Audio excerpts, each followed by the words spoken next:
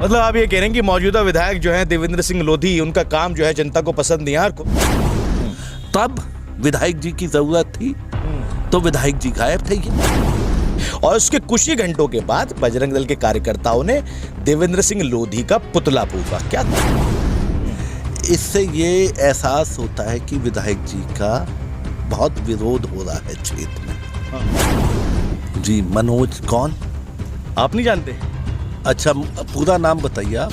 मेरे ख्याल से त्यागी हैं कुछ। अच्छा, मनोज त्यागी जी। लोग कह रहे हैं कि जयंत चौधरी की गोद में अगर कोई विधायक या पूर्व विधायक बैठा है तो दिलनवाज खां बैठा है। और मैं अपने नेता का झंडा बुलंद कर रहा हूँ गांव-गांव जाके।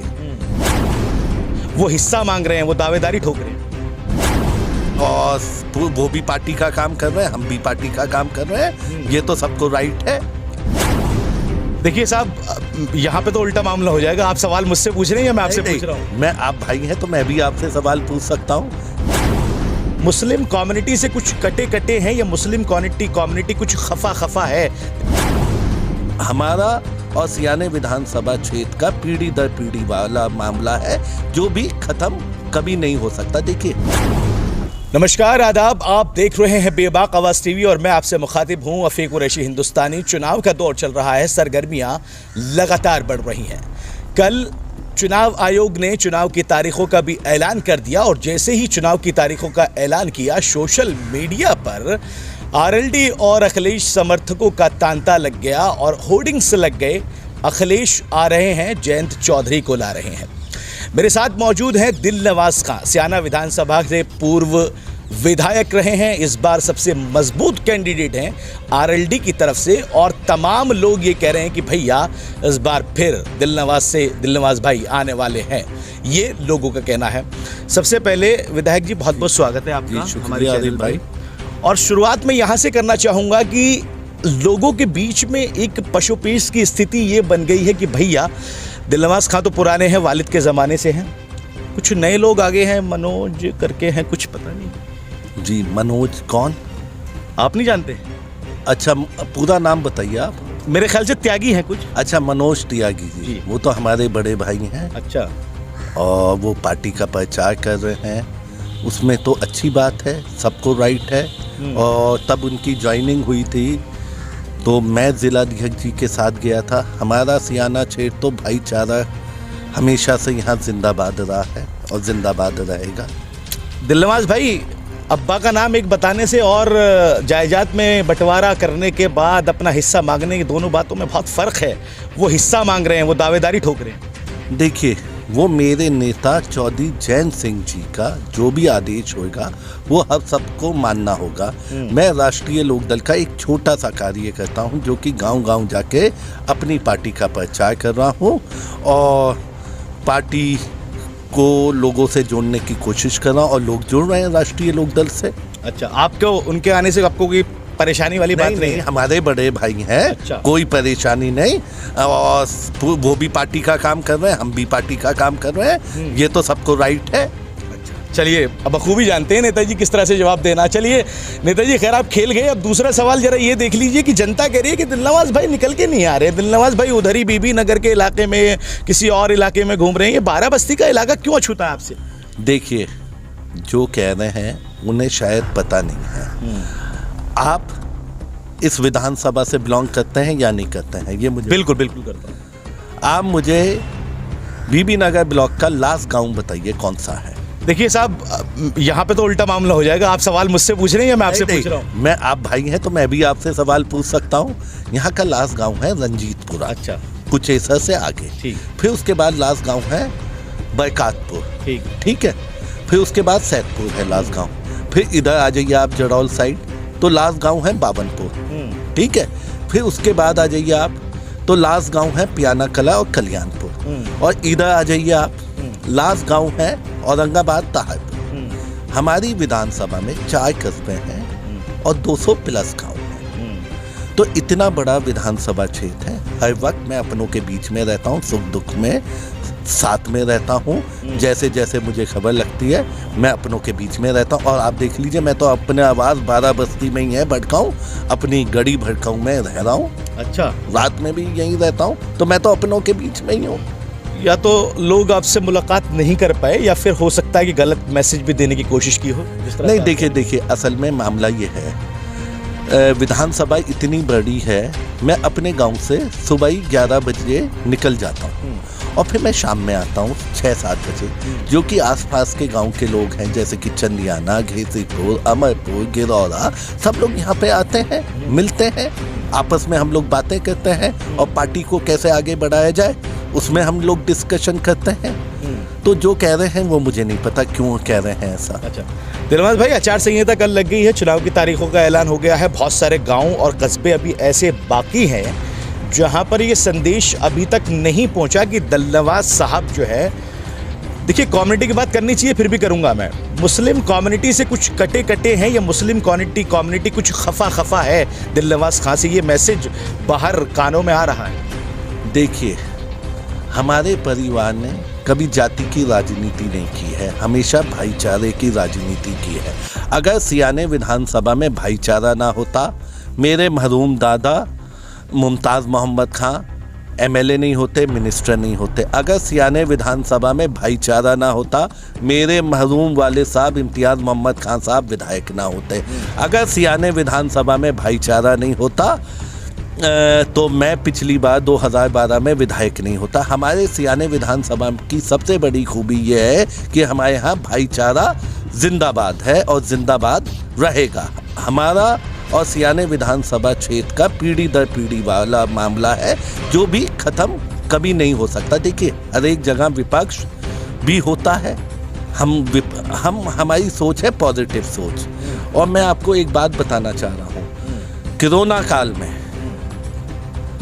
तब भाजपा के लोग अपने घरों में थे। मैंने अपने नेता चौधरी जैन सिंह जी को कॉल किया, तो उन्होंने, चौधरी साहब की तबीयत तब खराब थी, तो उन्होंने कहा दिलनवाज चौधरी साहब को देखने आने की ज़रूरत नहीं है, लेकिन सबसे बड़ी, अगर आप चौधरी साहब से प्यार करते हैं तो सबसे बड़ा ये होगा, जो कोरोना पीड़ित हैं उनकी आप जाके जिस भी लायक हो आप मदद करो। 45 दिन तब कोरोना चरम पे था, रात दिन जो कोरोना पेशेंट्स थे मैंने उन्हें एडमिट करवाया, जिस भी लायक था, ऑक्सीजन की ज़रूरत होती थी, सिलेंडर भी अवेलेबल करवाया। और सबसे बड़ी चीज़ है कि जैसे कि सियाना में वो गिरौरा के मुजम्मिल भाई हैं, उन्हें कोरोना हो गया था, तो हमने उन्हें एडमिट करवाया। आज वो हमारे बीच में नहीं रहे। जो मदद हो सकी अपनों की वो सबकी की गई। और चाहे बीबी नगर की एक बहन थी ममता, उन्हें वहाँ सियाने में एडमिट करवाया, सिर्फ उम्र 40 साल। लेकिन देश का ये दुर्भाग्य है कि ये सरकार कहती है कि ऑक्सीजन की कमी से कोई मरा नहीं, और आधे से ज़्यादा लोग, जैसे कि मेरा मानना है और लोगों का मानना है, कि ऑक्सीजन की कमी और दहशत की वजह से लोगों की कोरोना में मौत हुई। और इन्होंने सरकारी आंकड़े छुपाए। परवाना में आप जाके देख लीजिए कितनी मौतें हुई। कोरोना था वहाँ, हम लोगों के बीच में गए, दुख में भी रहे, सुख में भी रहे। दौलतपुर में आप देख लीजिए कितना कोरोना था, कोरोना से कितनी मौतें हुई। मतलब आप ये कह रहे हैं कि मौजूदा विधायक जो है देवेंद्र सिंह लोधी, उनका काम जो है जनता को पसंद नहीं आया, और कोरोना काल में भी देवेंद्र सिंह लोधी ने ऐसा कोई काम नहीं किया जिससे जनता ये कह सके कि ये भैया देवेंद्र लोधी ने अच्छा काम किया है या इसको दोबारा वोट दिया जा सके। देखिए, ये वोट की राजनीति की बात नहीं है। हाँ। ये बात है अपनों के बीच में। देवेंद्र लोधी जी को सियाने क्षेत्र की जनता ने विधायक चुना, तो जनता चाहती है कि अपने विधायक को अपने बीच में देखना। तब विधायक जी की जरूरत थी तो विधायक जी गायब थे। ये मैं नहीं कह रहा। आप ये कोरोना काल में आप चाहे मेरी फेसबुक पे जाके देख लीजिएगा, कोई झूठी बात तो है नहीं, कोई वो तो है नहीं। हमने यहाँ तक कि हेल्थ मिनिस्टर साहब जय प्रताप सिंह जी से बात की, तब सियाने में ऑक्सीजन सिलेंडरों की कमी हो रही थी, हमने उनसे बात की।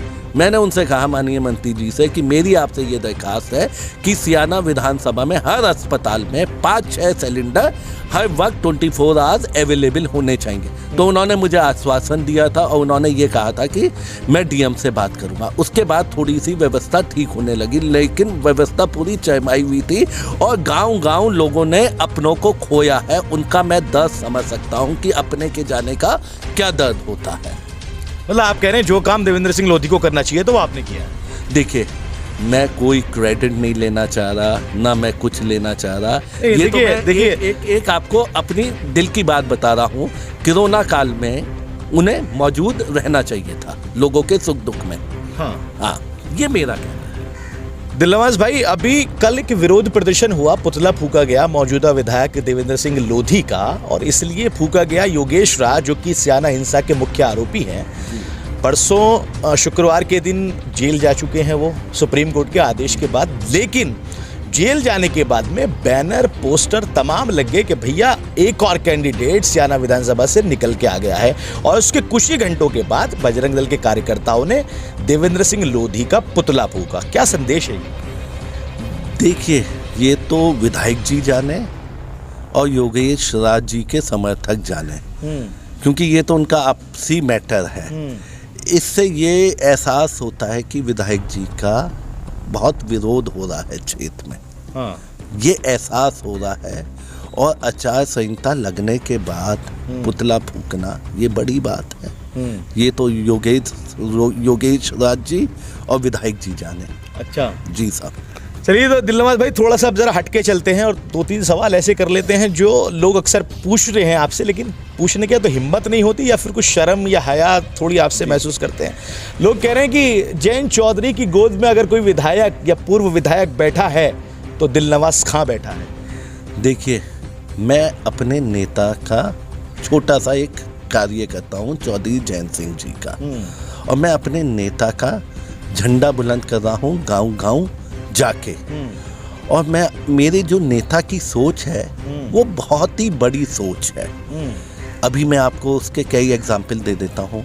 अभी न्याय यात्रा निकली थी, उसमें हमारे प्रशांत कनौजिया जी राष्ट्रीय अध्यक्ष SC/ST समाज के आए थे। उसमें दलित समाज बहुत उमड़ के आया और जड़ौल में बहुत ज़बरदस्त कार्यक्रम हुआ था न्याय यात्रा का। उसके बाद कार्यक्रम आया भाईचारा जिंदाबाद, ना बटेंगे ना बटने देंगे। तो वो हमने सियाने में कार्यक्रम करवाया भाईचारा जिंदाबाद। उसमें सब समाज के लोग आए थे। ये सबसे बड़ी खूबी है कि हमारी पार्टी सब समाज की है। फिर उसके बाद हमारे नेता चौधरी जयंत सिंह जी का विजन इतना बड़ा है। हम एक बार दिल्ली गए हुए थे, उन्होंने कहा एक हम कार्यक्रम हर रविवार स्टार्ट करने जा रहे हैं, बहुजन उदय अभियान। संगठन में भागीदारी, सत्ता में हिस्सेदारी। उसमें हम लोग क्या करते हैं, ये हमारा कम से कम 2.5-3 महीने से प्रोग्राम चल रहा है, बहुजन उदय अभियान। हम कोई भी दलित बस्ती में जाते हैं, वहाँ पे बहुजन उदय अभियान करते हैं। उसके तहत हम उन्हें अपनी पार्टी की नीतियों के बारे में बताते हैं। और जो हमारे 22 संकल्प हैं, उसमें एक ये संकल्प हमारे नेता चौधरी जयंत सिंह जी ने लिया है, जो दलित समाज का बच्चा है, अति पिछड़े समाज का बच्चा है, और वो गरीब घर से आता है, और वो कोई भी एंट्रेंस का एग्ज़ाम क्लियर कर लेता है, IIT या कोई सा भी। तो विश्व की, हिंदुस्तान या विदेशों की 500 यूनिवर्सिटीज़ में अगर उसका एडमिशन हो जाता है तो राष्ट्रीय लोकदल परिवार उसका पूरा खर्चा उठाएगा। इतनी बड़ी चीज़ हमारे नेता अति पिछड़े समाज और दलित समाज के लिए सोच रहे हैं, और मैं उनकी सोच को सलाम करता हूँ। अच्छा, सुनील भारद्वाज साहब भी मैदान में है BSP से। दावा निकल के आ रहा है कि भैया बहुजन लोग जो हैं जिनकी आप अभी बात कर रहे हैं, उन पे तो एक तरह से कॉपीराइट है। नहीं, कोई कॉपीराइट नहीं है। आप एक बात तो सुनिए, आप सबसे बड़ा गांव अगर कोई है हमारी कॉन्स्टिट्यूंसी में जिसमें दलित सबसे ज़्यादा है, मैं आपको न्योता देता हूँ, वहाँ पे जाइए जड़ौल में, और वहाँ पे दलित कम से कम 60% राष्ट्रीय लोकदल के साथ है। आपको खुद दिख जाएगा, ये मैं इतने दावे के साथ कह रहा हूँ, आप वहाँ जाइए। अच्छा दिलनवाज साहब, राष्ट्रीय लोकदल मतलब किसान रिलेटेड मामला ही है ना? किसान भी जुड़े हुए हैं ना राष्ट्रीय लोकदल से? राष्ट्रीय लोकदल से किसान भी जुड़े हुए हैं, मजदूर भी जुड़े हुए हैं, हर समाज का वर्ग। किसानों का ज्यादा लगाव है? नहीं, किसानों से भी लगाव है और मजदूरों से लगाव है, गरीब से गरीब तबके से लगाव है राष्ट्रीय लोकदल का। मैं इसलिए पूछ रहा हूं क्योंकि आपके जो नेता हैं जयंत चौधरी साहब, वो मंच से कहते हैं कि भैया किसान इस वक्त आरएलडी और अखिलेश यादव के गठबंधन के साथ में हैं।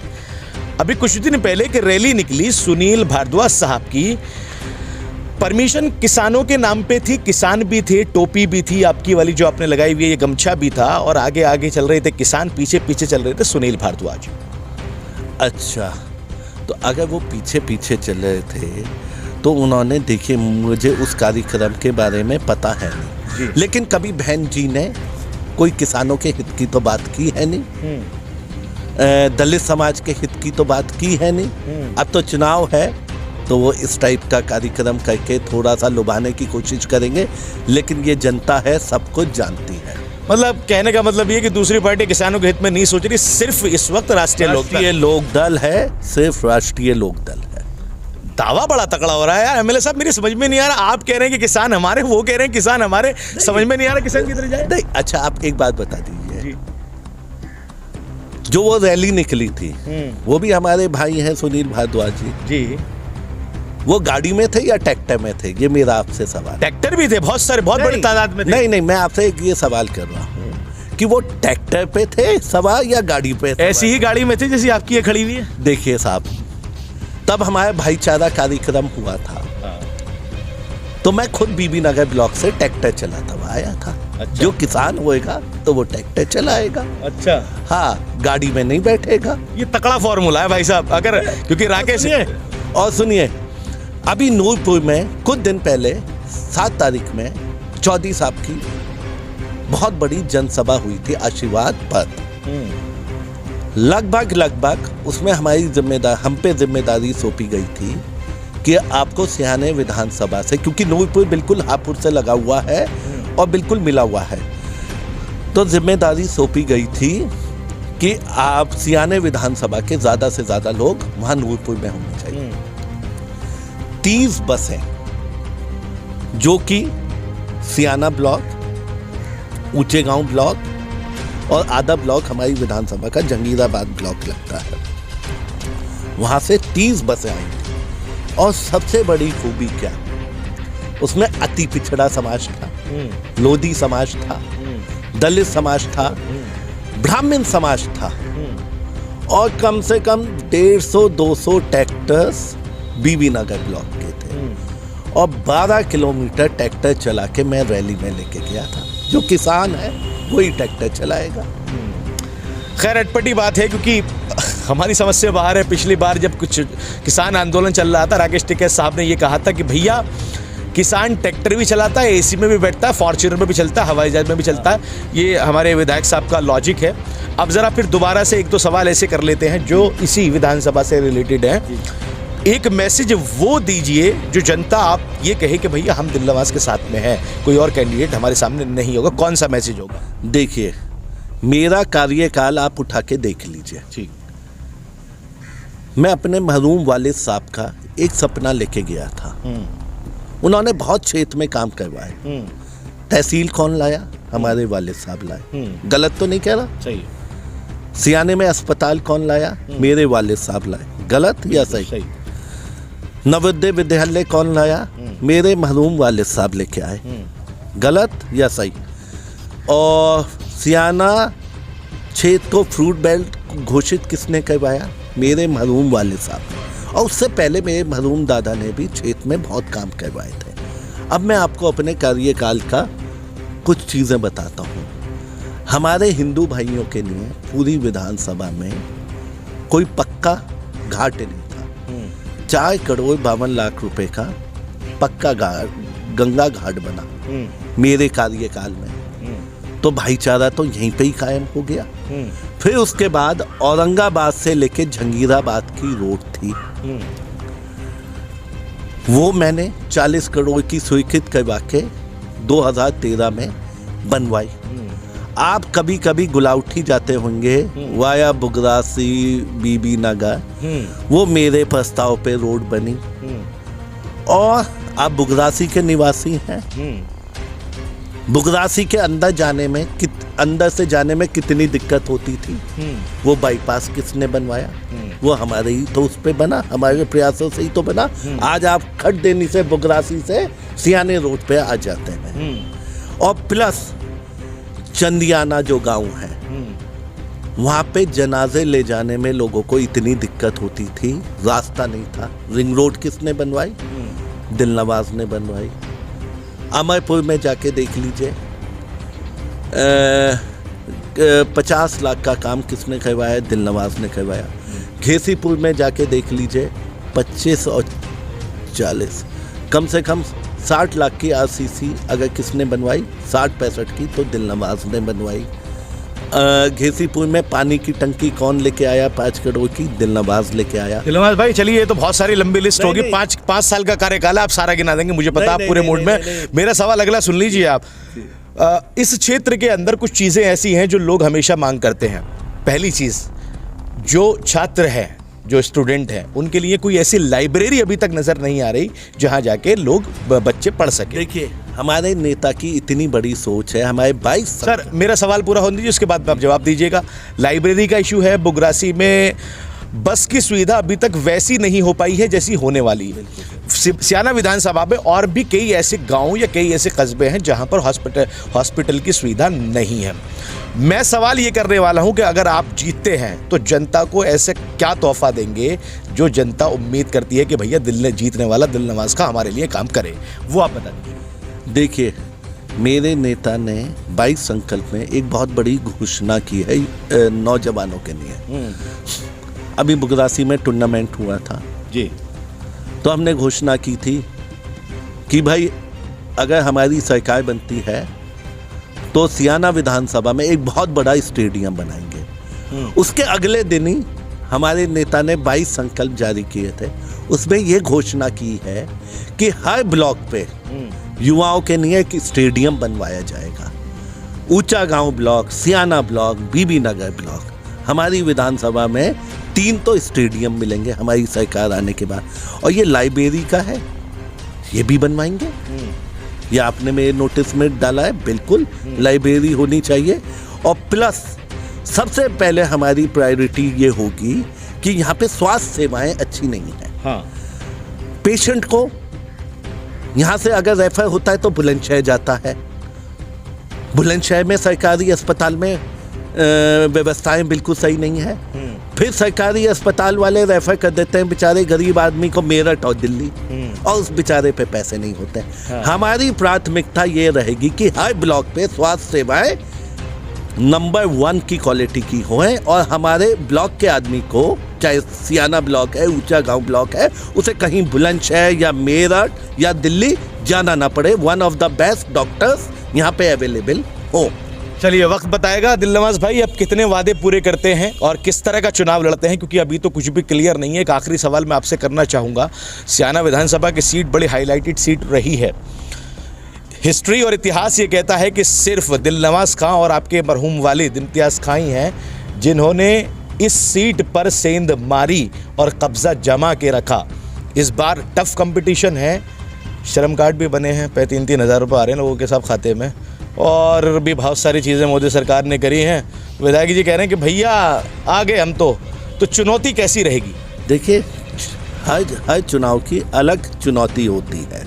हमारे नेता चौधरी जयंत सिंह जी ने अपने 22 संकल्प में कहा है किसान सम्मान निधि 12,000 रुपये मिलेगी। किसान सम्मान निधि, हर चुनाव की अलग चुनौती होती है।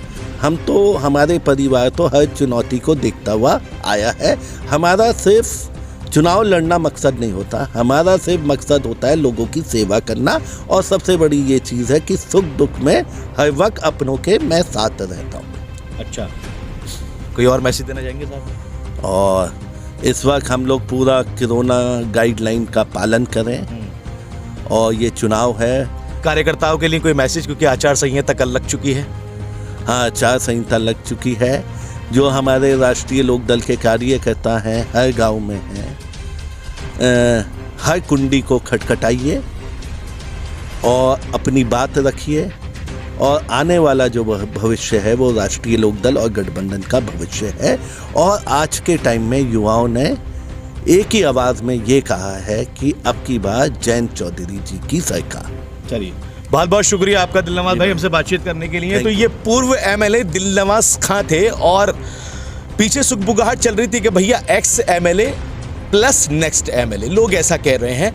देखना होगा कि दिलनवाज खां कितनी दिलचस्पी के साथ में और कितने टफ कॉम्पिटिशन के साथ में चुनाव लड़ते हैं, क्योंकि जिस तरह का माहौल आज हमें देखने को मिल रहा है, ये दिलनवाज भाई की अगर बात करें, भाई इसलिए कहना पड़ता है उम्र में बड़े हैं भाई, दूसरा हिसाब मत लीजिएगा, क्योंकि ज़रा समझ जाइए आप।